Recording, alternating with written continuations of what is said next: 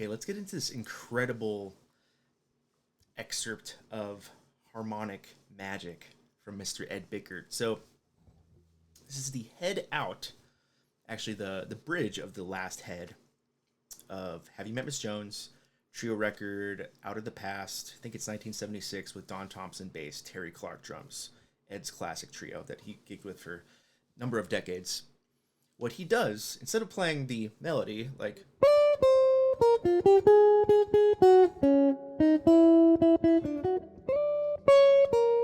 he doesn't play the melody, he does this really cool chord sequence where he's voice leading the whole way and descending almost the whole time.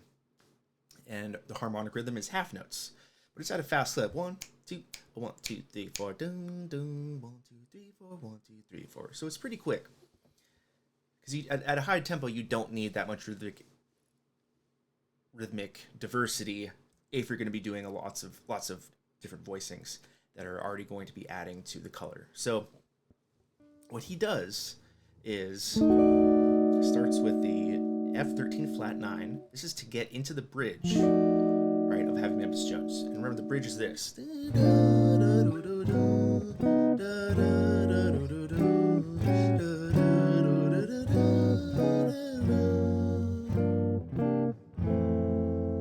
Goes through three key centers: B flat major, G flat major, D flat major, back to G flat, then 2-5 to home F. This is that really cool sound where you have three tonalities a major third away. B flat to G flat's a major third, and G flat to D is a major third. This is kind of that proto Giant Steps Coltrane way of shifting key centers a major third apart. This was definitely probably somewhat of an influence on how Coltrane devised some of his Giant Steps type harmony. So this is typically a bridge where, Have You Met Miss Jones is one where the A sections are all pretty much an F. You can kind of hang, get your way by playing F, but then you can know if someone's really hitting the changes once the bridge happens. A lot of people usually fall apart because it's like, whoa, what the hell do I do? But Ed shows us a really cool way of voice leading through this. So we've got this F13 flat 9, setting up the B flat major. And this is the third, flat 7, flat 9, 13. Really nice voicing here. A, E flat, F sharp, D. And then it kicks off this sequence of two chord voicings. I'll show you what's happening. B flat 13. A flat, D, G, C. That's flat 7, 3, 13, 9. B flat 13, going to A 13 flat 9, G, C sharp, F sharp, B flat, or flat 7, 3, 13 flat 9. Turns into a sequence. Whoa. Here's how that works. So instead of resolving to a B flat major chord like a major 7 or a 6-9, he turns that B flat tonality right here to a B flat 13. So it makes it dominant. That's totally fair game. It's a fast tempo. It's a trio where he's the leader and the harmonic V sole harmonic player. So you can do that kind of stuff. Not a big deal, because B flat 13 goes to A 13 flat 9. How does that work? Because we're supposed to have a 2-5 and G flat coming up. Well, we do have a 2-5 and G flat. A flat is the 2 of G flat. G 13 flat 9 is the 5 of G flat. Acting as a tritone sub, G7 is this tritone sub of D flat 7. So we have this sequence that's actually leading us down logically to each new key center. So our 1 goes to a chromatic dominant chord down a half step, A 13 flat 9, because that leads to the 2 of G flat, which goes to the 5 of G flat, which resolves on G flat. And look again how he turns that G flat major 7 into our G flat 13 dominant chord, because it's consistent with the sequence. And look at this. altered dominant chord, because this is acting as 5 of E minor. And then I'll get to the next part. So we got these 2 chord voicings that sequence down in half steps actually moves us through the keys of B flat and G flat major, and leading us to D in a second. We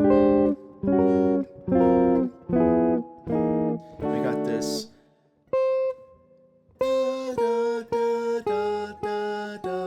this really nice melody. That's the thing about Ed that he does so well, is he's able to not only give a tremendous amount of harmonic color and voice leading, but keeping a nice simple melody on top that's fairly easy, recognizable to grab. So if I had the bass notes underneath, just for reference.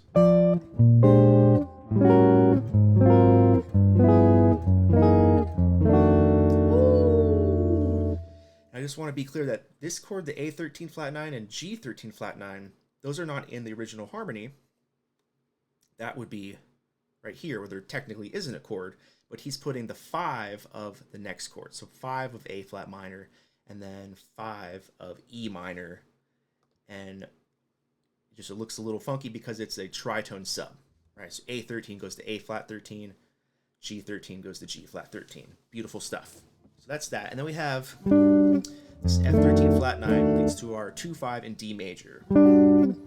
He changes up the voicings here because we've gotten too far. We don't have any more room on the string set, top 4 strings. So he goes to the middle 3, D, G, B string, very common for him to do. And now we have a little bit tighter voicing. This is an E minor 9, G, D, F sharp. 9's on top. A7 flat 9, pretty straight up. This is your G diminished triad. G, B flat, D flat, or G, B flat, C sharp. Then going on the next part, resolve to D6-9. So we got this nice voice leading. That's our melody in D major. E minor, A7, D6-9. And then he adds one little change. He turns the D7 to D6-9 to a D7. He's putting the middle finger down, turning it into a D7, because that's going to lead us into A flat minor 11. Nice change there. D7 to A flat minor 11. That's not a true 5-1, but he's adding a little bit of more inner motion to keep things going, because he has the sequence of half note, half note, half note. And A flat minor 11. We've got G flat B, D flat. That's flat 7, flat 3, 11. And goes to a nice D flat 7 altered. F, A, B, 3rd, flat 5, sharp 5. The open B. That resolves to a simple 2-chord shell, 3 and 7, or sorry, 7 and 3 of G flat major 7. So here's the G flat major key. That melody again, on top I'm hearing.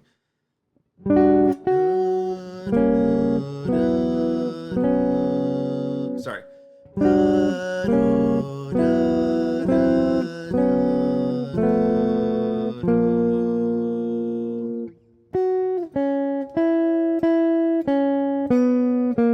That's the melody. Super singable, and he's just moving it so beautifully. And then that turns into G flat 13. Okay, he's taking that same concept of the G flat major.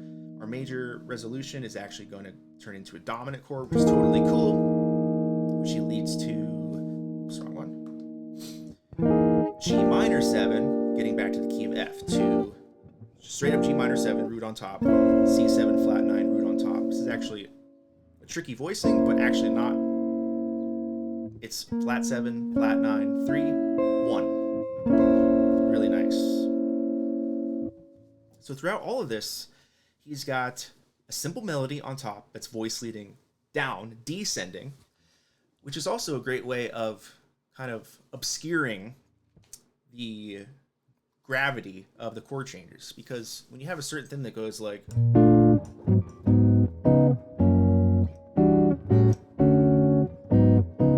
kind of get pigeonholed as to where you're doing it. You feel like you got to jump around, like, oh, I've got this going to B flat. Now I've got to go to G flat. Where's that? Okay, and then where's D? Oh, it's right here. He's able to have this through line, a chromatic through line that's descending, going anti-gravity to what, you know, is typically wanting to be done with that type of chord progression, and then beautifully moving back up. And actually, he gets pretty much up to the note that he starts on, right? Because our initial note was a C on the B flat 13. He ends on a C. So it's literally starting here, going down, ending back in the same place. Just incredible stuff.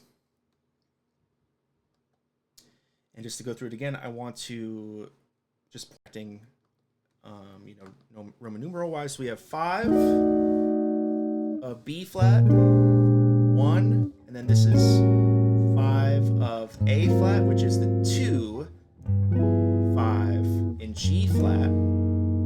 G flat now goes to F, which is the 5 of E minor, which is the 2 of 5 in D major, which goes to a chromatic resolution to A flat minor, which is the 2, 5 of G flat, which goes to G minor, and C7, which is the 2, 5 of F. So all of this is essentially 5, 1, 5, 1, 5, 1, right? And we know that that's pretty much what Western music is, and you can reduce a lot of really complex harmonies and chord voicings and voice leading into that concept. Well, how the heck does that work? Well, if you're always confused or if you're stuck on something, it's probably, well, let me see if this is a 5-1 of some kind. And you might have to adjust for tritone subs, inversions, that kind of thing. But you want to be looking for those inner motions, because if I play, you know, listen to each inner line. I've got, I'll do the middle one.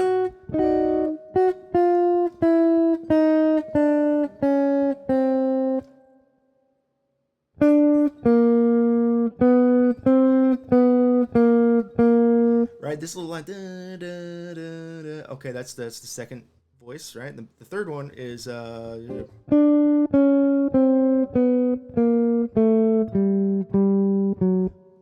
do do do do do do do, all chromatic, and then it, you know, just keeps going, etc. The bottom one, super smooth. Each voice has each voice has their own content that stands on its own as a melody, its own melodic content, but all of those are in service of that top melody, which is the one that Ed usually tends to bring out. He's a very melodic player in every sense, whether he's soloing, playing a melody, or comping, or chord soloing, and all of the above. He always has a melody that's very clear and present, which is why he's able to get away with such incredible harmonies underneath. Another reminder is that he is hitting some of the melody notes. This is the bridge out of the head out. So he's not exactly playing the melody as is, but he is hinting at it. Da, da, da, da, da, da, da, da, da, da.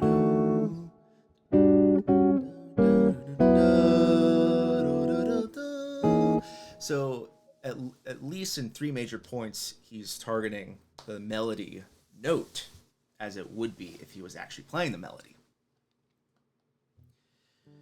That's it. It's an incredible, you know, another little gem, a 10-second gem of just absolute genius. And you know, once you go through this, it's like, wow, that's like is the best way to get through the changes. It's like, how could I do it any other way? Everything he does seems to be so inevitable that it just makes you want to go crazy, because you want to be able to play like that. That's why I do so much transcribing, because he's just the best.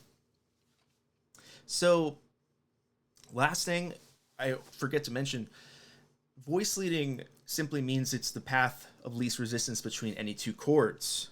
So, being able to go stepwise or common tones from one chord to the next, that's voice leading.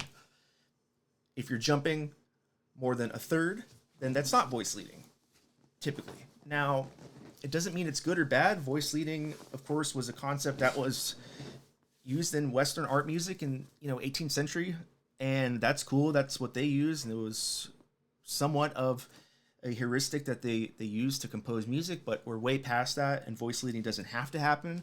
But it's a really nice way of dealing with chord changes and navigating them and getting some incredible melodic sensibilities out of a chord change that usually would be one that leave people scratching their head. All right, have fun.